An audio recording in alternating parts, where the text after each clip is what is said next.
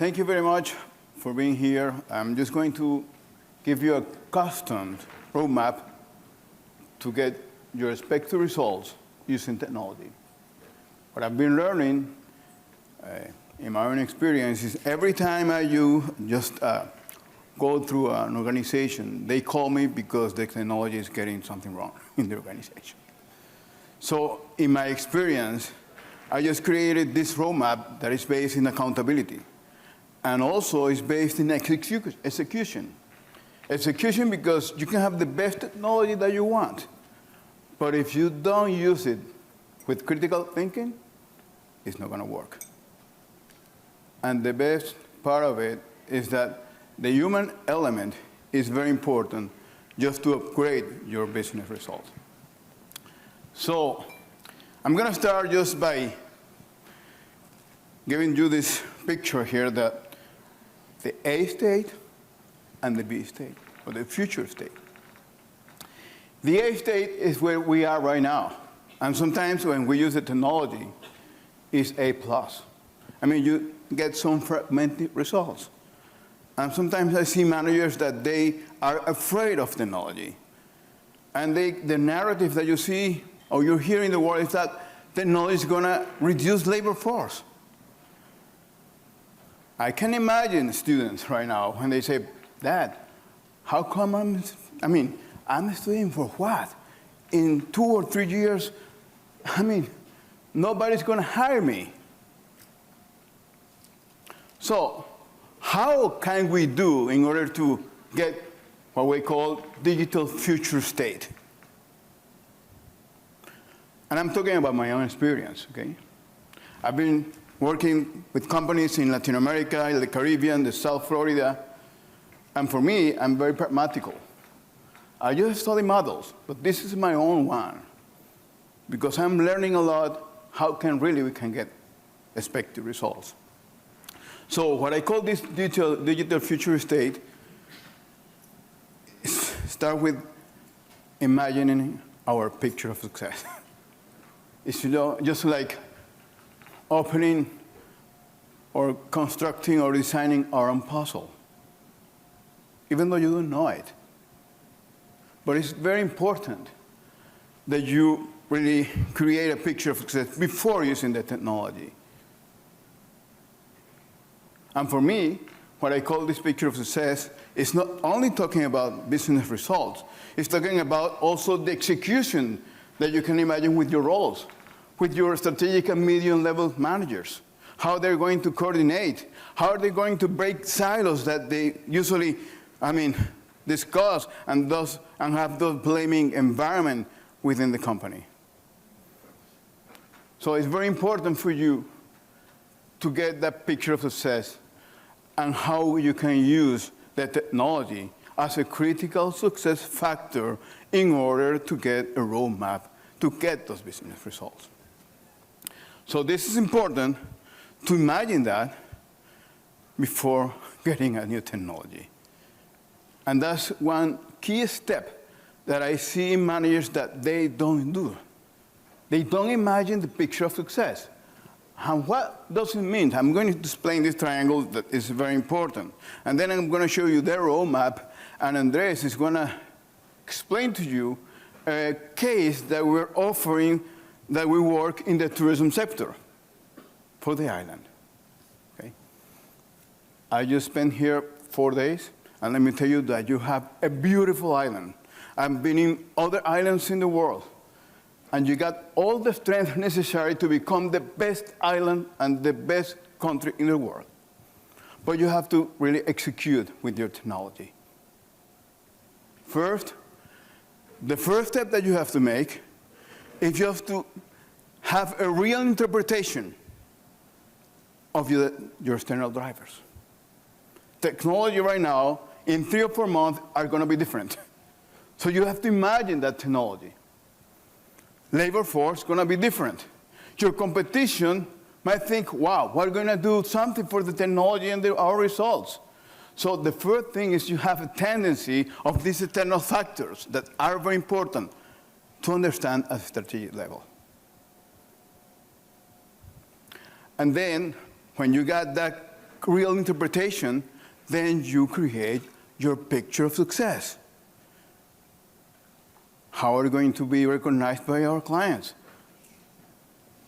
By our, stakeholders. How are you going to execute with the technology? How are going to be the benefits for the people, for our organization, and for our clients, and for the community? You have to imagine that first. And then when you create that picture of success, you say, okay, what are going to be our critical success factors? The best companies in the world, they go consistently with these critical success factors. And here I'm going to explain the 4 principles of accountability. First, taking action consistent with our expected results. Get clear on the expected results and eliminate those barriers that doesn't go, with the first final actions for your action plan. And then show collective execution so that you can work consistently with the critical success factors and the priorities, the main priorities that you have to execute. And those priorities can be a new hotel in the island, it can be another construction site for the construction sector, or it can be probably, a new app for the banking system in the island. So the priorities, I will recommend not most of them priorities. Because when organizations have a lot of priorities, what happens? The technology gets fragmented. So it's very important that in 3 or 6 months, you get early results using the technology so that the people in the company see, wow, this is helping us. This is really helping us. So, and there is another issue here that is, for me, is the most important part of this triangle. It's just the trust between managers. It's just the interaction between managers. Sometimes when I see that I just facilitate a change effort, I see the managers are fragmented. They're working on silos, but they have to get agreements just to be open with our new mindset, just to lead our organization using the technology as our best. So it's very important. The agreements that you have with the strategic level role, the agreements that you have between the functions, technology and production, or technology and finance, how we can imagine our new way of behaving using the technology. So it's an energy of creativity. It's not an energy of a problem. We're just designing a new frontier firm, a new organization. So that's very important, that you eliminate all the factors that you have, including ourselves in our leadership issue, that limits the growing of the organization. So this triangle is correlated because I can measure the picture of success. I can measure the habits of execution with the critical success factors. I can measure the priorities because they have indicators. And I can measure the trust issue. So when I do this in organizations, about 3 or 4 or 6 months, the interaction improved 25%. The critical success factors improved 60%. And the priorities also improved because there is a consistent action toward expected results. And you got the people that they can count on each other using the technology for those expected results. And your mindset is changing. You don't use the technology as an end. You use it as a mean. But design first your picture of success. Then let's follow this path of what we call the levels of accountability to get the picture of success. Let me tell you that the interfunctional and the organizational is when you got really your picture of success being real. The first one is no accountability. When you have a lot of manual processes, you have resistance to change, people really don't use the technology, and there is a victim environment. Managers resist change. Managers resist technology.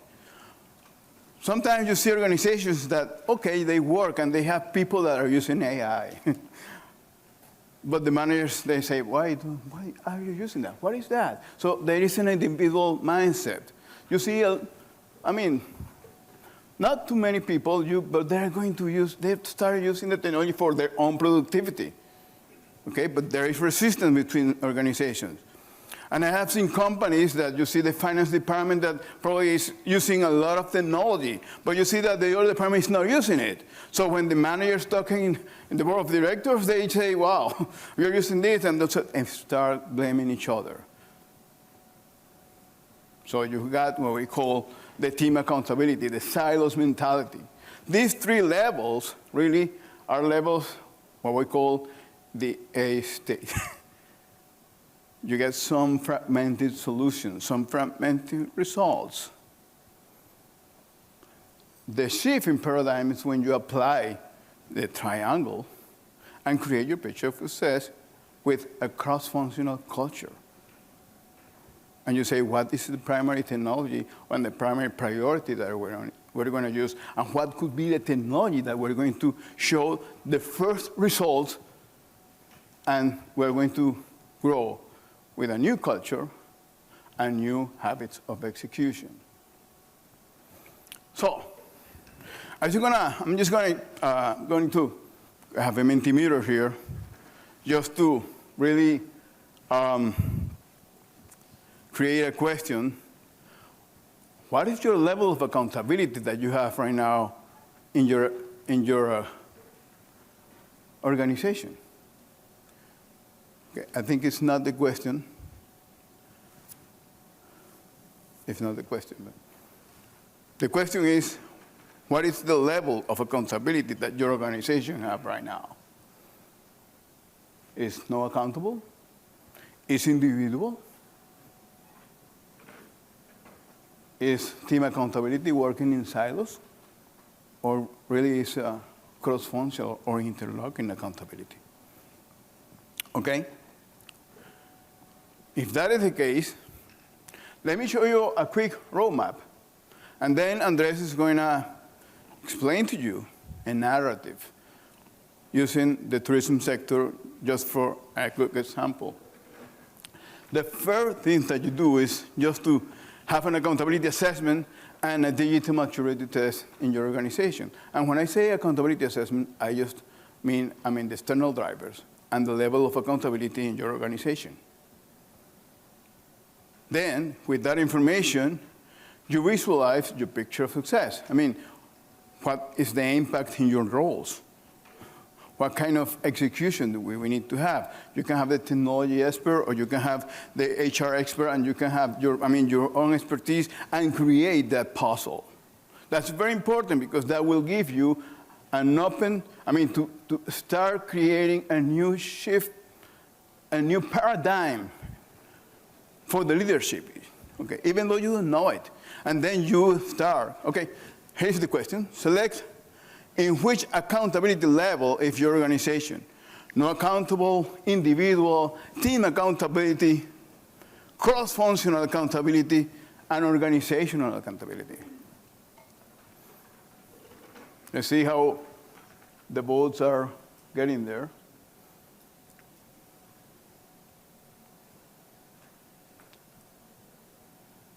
Individual and team. Organizational, oh, very important.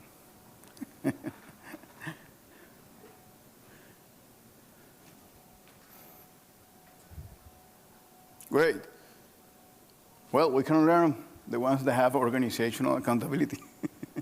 Because there are companies right now that they design what we call the frontier firms. They just design the organization, they create a new organization, leveraging what they have right now.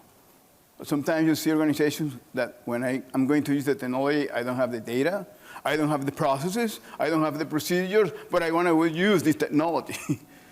So people get so, confused with that. So to go to the AI technology, you need to go to your basics and see if you have the objectivity for the data and the processes to make the right decisions. because people then, they have to evolve from just being administrative to use critical thinking skills. And that's a paradigm shift for the people, for your team. Okay, great. So as you can see, we have more team and individual.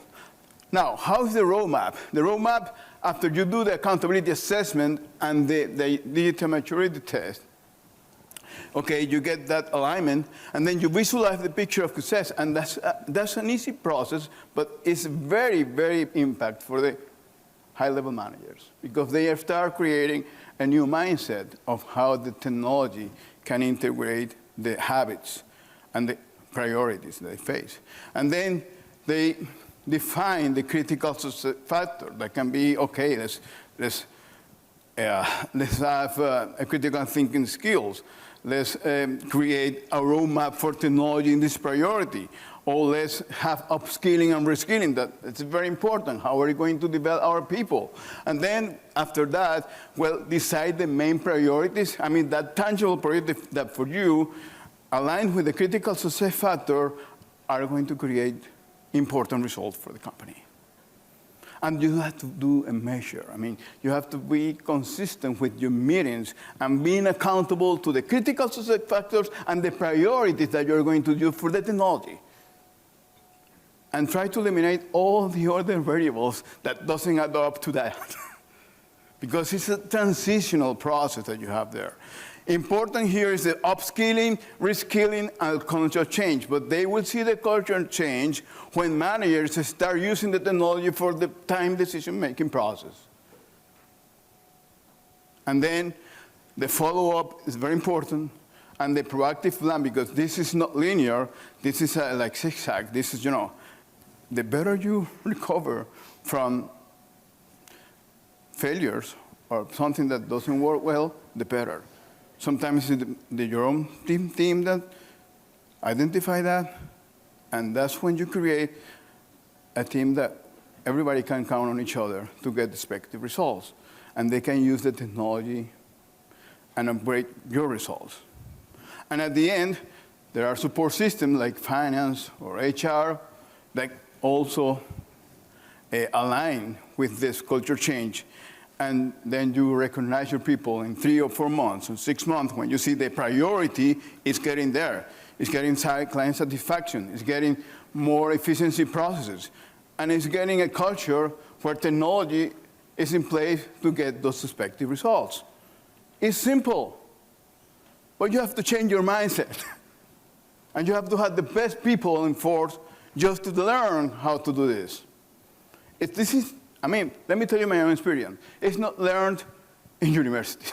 This is learned with the pragmatical effort that you making errors until you see something that is getting the results. Now I'm going to give Andrés the time just to show how this can be applicable to the tourism sector and how the tech enablers and the roadmap is important for that.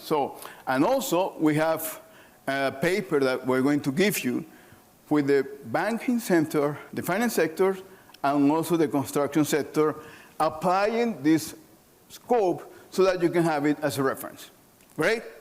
So, Andrés, go ahead. Thank you, Luis. Yeah. Well, so far so good. We have been talking about something that is very important before thinking about technology or implementing technology.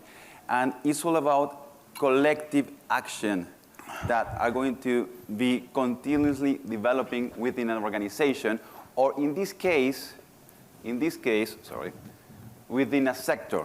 And we are bringing here an example that we created within the firm, and it's all about the tourism sector, right? It's something very important for the island. And you have such a beautiful island, such a beautiful and pristine ecosystem that is top-notch in the world. You have, I think, one of the most beautiful beaches in the world, and this attracts high-paying tourists. This is very, very differentiated from other places in the world. So we are going to talk about creating this digital future state, and that is all about the best version of the tourism sector. This is a perspective that we made, right? And it's all about becoming the best warm weather destination in the world. How to do so? You're already getting there, right? It's all about balancing the best tourist experience, growing that, but also taking care of not harming the environment, right? You have this pristine ecosystem that need to be in that way to have this brand from Cayman Island that is so differentiated among other destinations in the world, right? Also, while protecting the environment and taking care of the limits to growth, right? You need to balance that. There is another very important thing that other people have been talking here in the stage. Alignment is the most important thing here. What do we mean with this, and what do we mean with this team execution, with this organizational, and in this case, industry accountability, is that together, government, businesses, and communities need to work together. Yeah, you need to bring to the table all the incumbents and walk through that picture of success. You cannot do that if you walk not tied together, right? So that's very important here. And also something that is very important is Caymanians working in many parts of the industry, leading more businesses, owning businesses, and having that talent, that Caymanian talent, to bring that Caymanian talent to very important places, and giving the experience a very wild service experience all over the industry, right? So this is it. And also, something that is very important. There is a term that is called a smart destination. What is a smart destination? It's a destination that uses data in the right way, that uses technology in the right way. We created a couple of projects in important cities in the Caribbean, one of those in Colombia, where we created a complete ecosystem to use the data in the right way, gathering all the data from the tourist since he's planning while he is in the destination, and also using that to take better policy making. So the important thing here for a smart destination is to gather as much data as possible, right? With mobile applications, with web applications, generative AI, powered chats, and Internet of Things all over the city that could allow you to take better decisions and do this crowd management that sometimes happens in destinations all over the world, right? So critical success factors are the key things here to achieve the picture of success. Remember that the picture of success is the best possible version, the best statement that you can co-create together as a sector, in this case, to that will, from one side, empower all the ecosystem and also be very challenging. You need to recreate or review this picture of success that you just could read before and see if it's very challenging. If it's not challenging, you need to change that one, okay? But from the picture of success, you will take the critical success factors. And what are the critical success factors? At the end, the key activities that if you really execute as a team, as an industry, you will get to the picture of success. So the first one is aligned and visible leadership, for sure. This is very important to have this leadership within all the incumbents in the sector, right? While also, while you are having these more tourists that arrive to the island, you need to protect the environment and have this clear capacity of how to road without harming the environment. That's the second critical factor that we extracted from the picture of success. The third one is world-class visitor experience. So what is this all about? From the beginning, when the visitor is indeed start planning or considering traveling to the island, they need to feel, okay, yes, that's what I need. Yes, I want the best place to do water sports, or some place where I can find the best restaurants, or if I am on the MICE tourist that is all about conferences or events, I have the best venues there to have my event for my company. So that's from the beginning of the journey, during the journey, and during the journey not just digitally, but for sure with the best service in the world, where they feel, okay, everybody's here so happy, I'm going to be happy as Caymanians are. So that's all about world-class visitor experience, right? Then inclusive Caymanian accountable participation. And this is, as we have here before, bringing more Caymanians to key roles that will give this Caymanian experience, because nobody will serve better a tourist than people that is from the island, right? That know the energy that you have here and that we have seen during our days here in the island. And the fifth thing is data driving. This data driving is, everybody is talking about that. Again, nowadays, the most important thing in any industry is to gather as much data as possible, right? I heard that you already have here from the Ministry of Innovation a good initiative where you are using decentralizing data and open data already frameworks. That's very important, and you could use that in all the industries. So it's something very interesting that you are already doing, and I congratulate you about that. So now we are going to see what you think about which are the most important critical success factors to achieve that picture of success that we already read, and that are in our Mentimeter. So please help us voting. Let's see if you can see that, okay. Data-driven decision-making is winning a little. What else do we have? World-class visitor experience. World-class visitor experience. Interesting. Okay.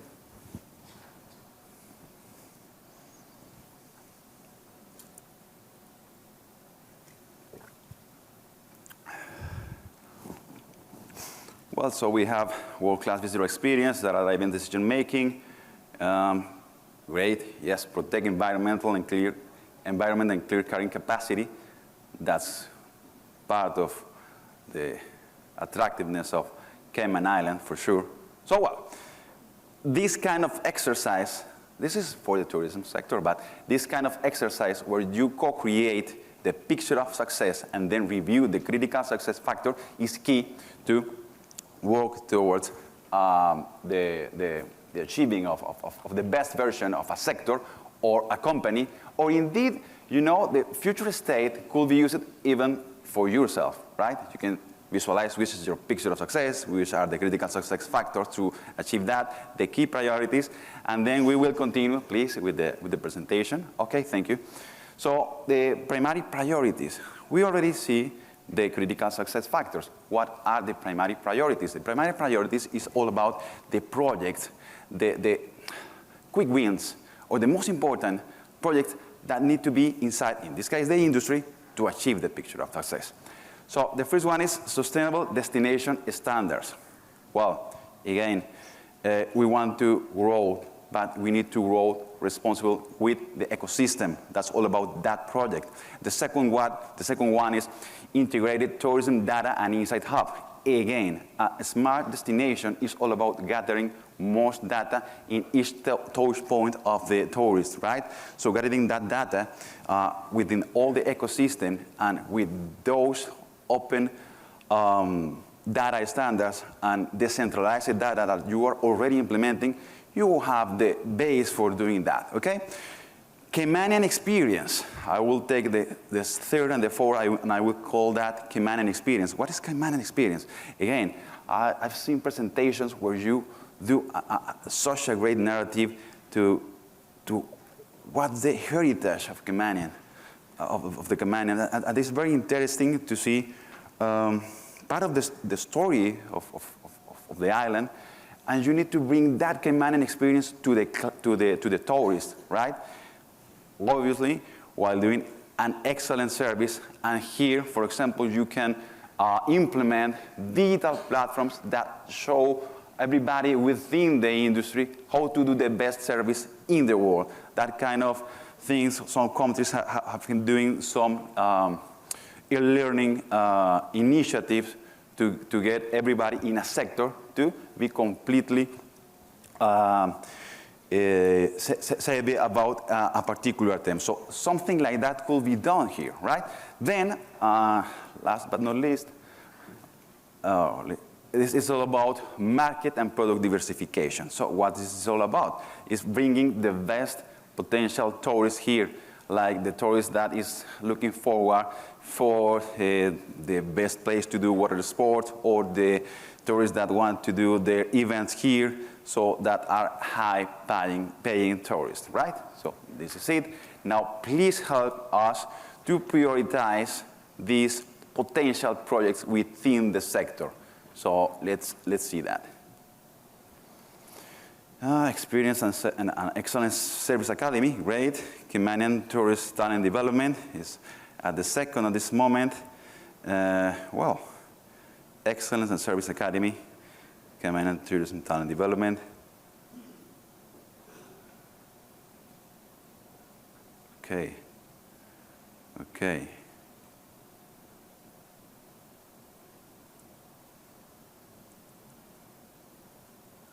Great.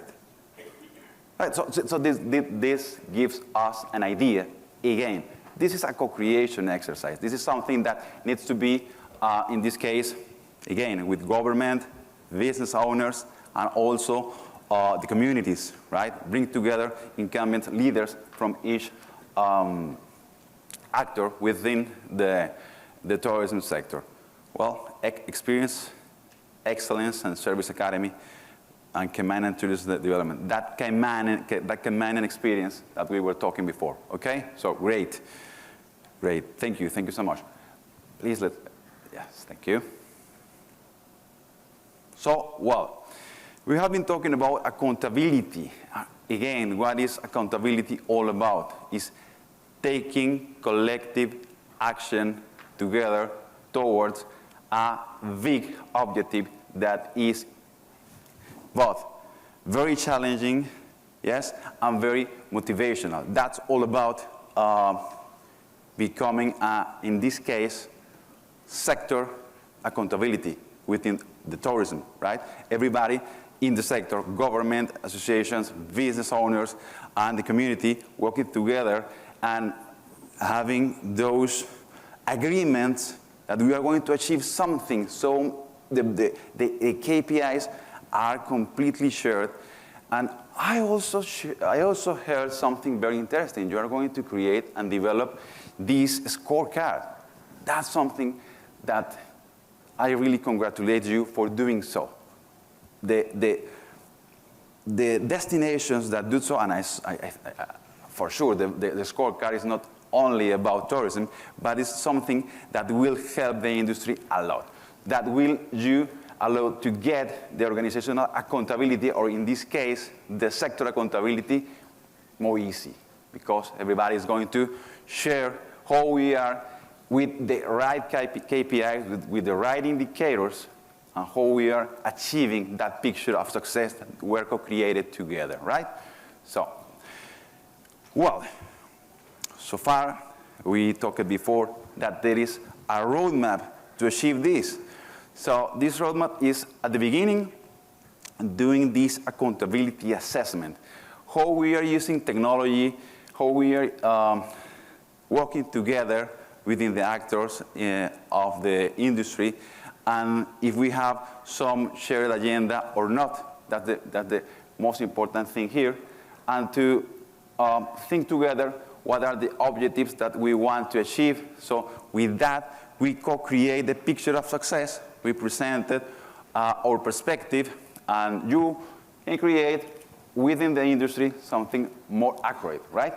Then you have from the picture of success, the critical success factors. Again, the critical success factors are those activities that if you work together toward them, you are going to achieve the picture of success, right? And for sure, you will have priority execution, as we see you answered that this Cayman experience was something that was a focus project here with the vote that you make. And the interlocking accountability is, again, that teamwork within all the actors of the sector. That's the interlocking accountability and being aware of which are the key indicators to get to the picture of success, right? Then we start talking about data, our technology, because you say, okay, but this is a technology somehow oriented forum today. Yes, but first, what we have been talking before. First, to have a very clear picture of success, the critical success factor, everyone aligned, and then, okay, how technology will help us to arrive to that picture of success. Because technology is just about that. And I said this data-driven follow-up, this ecosystem that you need to build to become a smart destination. So technology is all about that, helping us really achieve the picture of success. So we can see here a very simple graphic of how data could be used within the tourist sector. And it's all about putting together data that will come from the tourist, again, with all the journey of the tourist. Since he is considering traveling to a warm weather destination, to the Caribbean, so all that he is going to interact through a platform need to be better than any other offer that we have from other Caribbean destination or other warm destination, right? So it's all about building a digital ecosystem that will allow that interaction from the beginning, from the beginning of the journey, that is the consideration, then while he is in the island, giving them a mobile application, a web application, generative AI chat that will help him to experience a unique Cayman experience for him. So everyone that visits the island will feel that, okay, that was so tailored for me, for my preference. That's all about the technology within a smart destination, also using other technologies like IoT that will allow us to understand where are the people, the crowds, because sometimes we have these kind of problems, crowd management, and many people sometimes visit the same venues, and we have these problems about not managing very well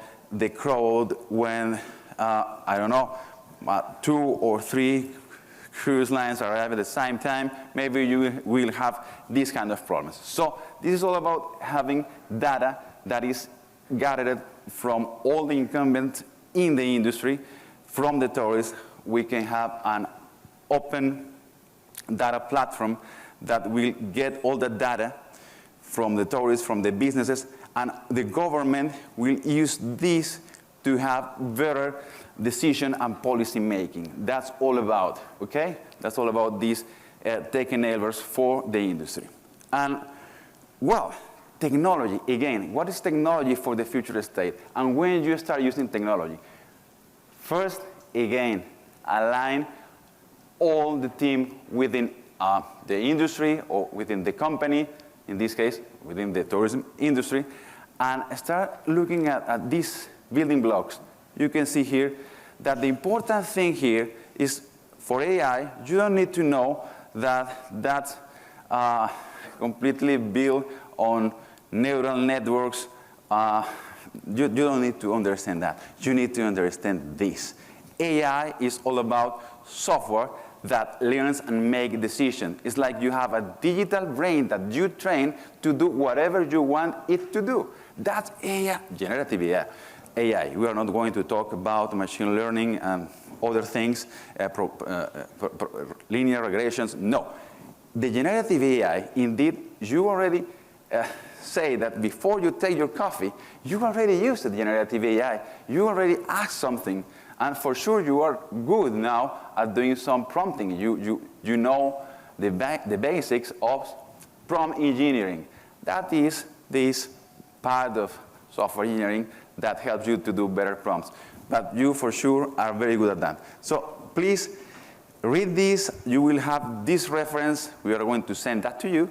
And you will have like this definition and when to use it and the main business value that each technology will get you. In this, you can see here that we start talking about quantum computing. Again, we're not going to explain in this forum how it works, but what you need to know is that is the challenge, the most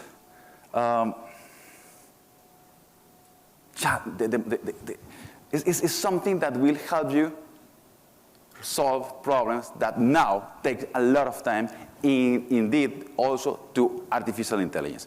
This is our actual, no computer like 5 years ago has the capacity that an actual quantum computer has. So it's a new computing paradigm to solve really complex problems. That's what you need to know, and you can have time on a cloud that's already exists from many companies. I'm not going to talk about any particular company, but you can have a cloud service where you find time to solve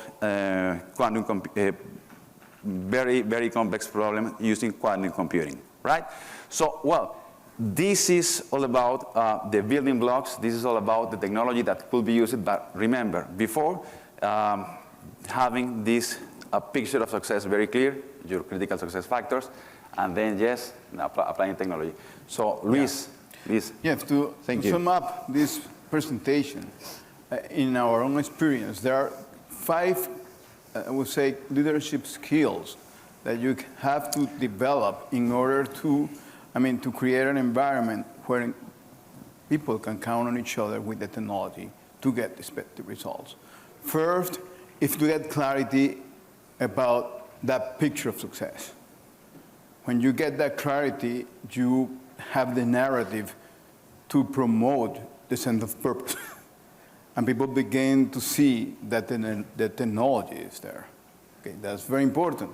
And when you define your picture of success, you say, okay, if that is a picture of success of the organization for a year, what would be the picture of success of my role to get that picture of success? So that creates a narrative for yourself and for your team. And that will start, you're in that future state, people will go from the A to the future state. And then you begin to use the critical thinking. You begin to use the data to be more objective. You begin to identify patterns to make better decisions. You begin to see if there is a red spot in your pattern and ask for the why. Why is that red point or red indicator there? So you begin to use the critical thinking, and I have seen a lot of people that when they use Power BI or they use another, they say, wow, I'm just doing this better. Now I'm thinking. I'm not using the data just to put something in the system. I'm using it to think. The first time that I'm thinking something important for the organization. So people begin to evolve. And then you have the capacity to think globally and not locally, because you usually see how these external factors impact the organization and make decisions locally in your organization, because you have the data. And you incorporate data to the external factors, and they have the capacity to be more resilient and have this accountability consciousness just to work with organizations and functions. They don't blame each other. They just see, if we want to get this picture of success, how you two managers can get an idea to work on that and eliminate this silent mentality. Okay? And at the end, you have more time to your strategic thinking habits, eliminating those time that you usually correct time because you have a lot of problems, and be more efficient with your processes. That's what I call productivity time. Okay? So when you have these 5 critical leadership skills, you see that your people are getting a new mindset and then getting the expected results you want. Thank you very much for this. I really enjoy, and I'm giving all of you the experience just to get those business results with the people and with the mindset that we need. Thank you much. Thank you so much.